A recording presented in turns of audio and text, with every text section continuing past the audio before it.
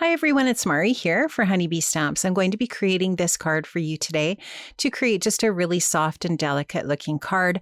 I am going to be using the gorgeous Eternal Love stamp and coordinating die set. This was designed by Dawn Holslegel for Honeybee Stamps.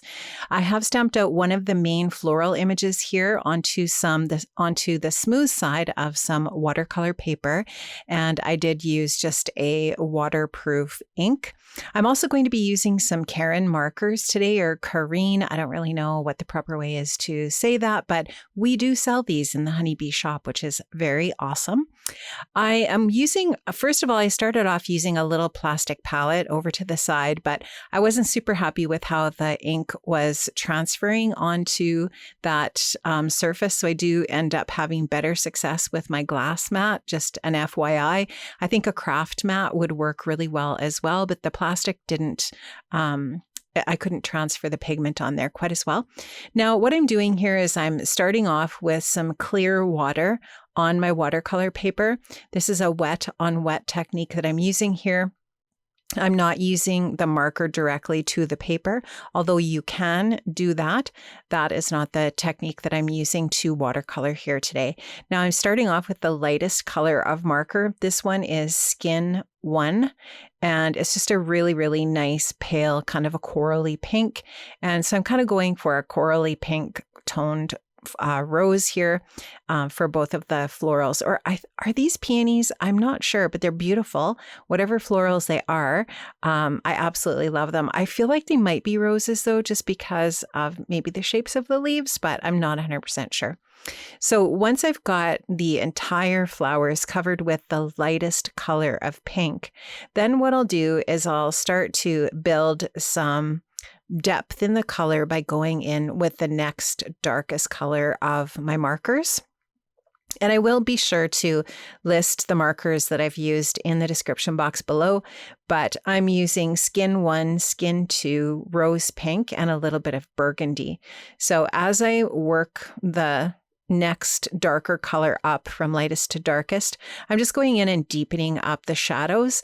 And so with this second color, I'm just going in with, I'm kind of going up the flower a little bit farther.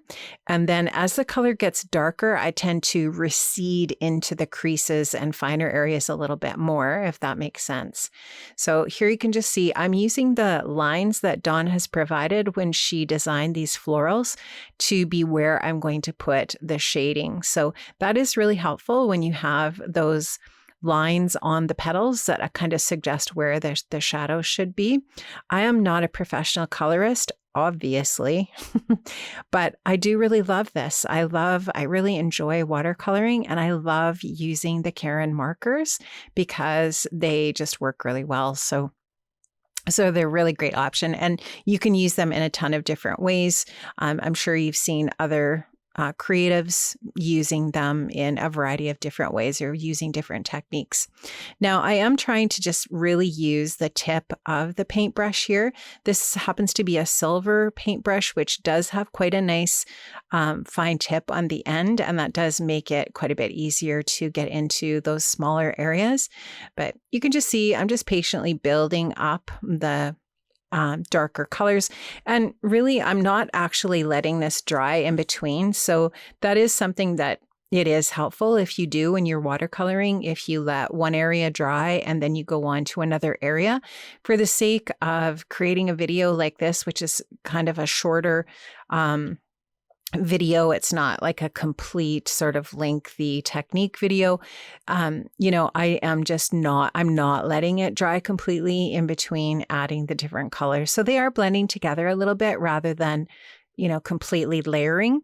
This is that darkest color, that burgundy, and I am going to use that into the deepest areas. So I feel like probably the darkest area here is going to be right there, where I'm working there, where all of the petals are sort of like really compacted and tight. That's going to be pretty dark there. And then also some of the areas where the petals meet, I am adding a little bit of that darker burgundy color as well. Now, one thing that you will find if you use black ink is sometimes you will, the because of its paper, after all this, it's going to degrade to a certain extent, even watercolor paper. You might find that your black lines start to kind of degrade a little bit. So when I stamped this, I actually kept my stamp in my MISTI in exactly the same spot. And you'll see how I darken up my ink lines as I finish up and go back. Now I'm going back to the lighter color, and I'm just blending things out a little bit. I'm blending up onto the petal, and I'm trying to retain some of the white space on the petals as well, where I want it to obviously look like the light might be hitting it. Although, this isn't a perfect science as far as light and darks for sure, but I'm trying to be mindful of leaving some white space or very light space at any rate. Now I'm using the exact same technique for the leaves. I'm using the color grass, and I'm adding water, just clear water to the leaves, and then going in with the pigment. And I'm actually also using some neutral gray 1 for adding some darker shadowy areas because I didn't have a dark green color. And so to help add sort of some shadowy areas, that's why I'm using the gray. And that actually works pretty well. And it tones down the brightness of the green a little bit as well. I didn't want the green to be really super bold because this is just a really pretty soft pink. And I wanted the look of the card to definitely just be really soft and really vintagey looking for sure. That was the look I'm going for here with this entire project. So you'll just see me picking up some of the gray and just dropping that in onto the leaves to create that kind of a more muted look, and also maybe just that hint of a little bit of a shadow. So that made sense in my mind. I don't know. I think it looked okay when I finished. So I like how it's turning out and how it's looking.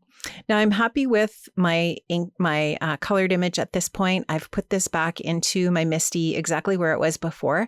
I'm going in with that VersaFine Clair ink or Nocturne ink, and I'm stamping that out. Now this is a pigment ink. It dries super fast. So I'm also going to add some clear embossing powder over top, and that is going to just really make the lines nice and shiny.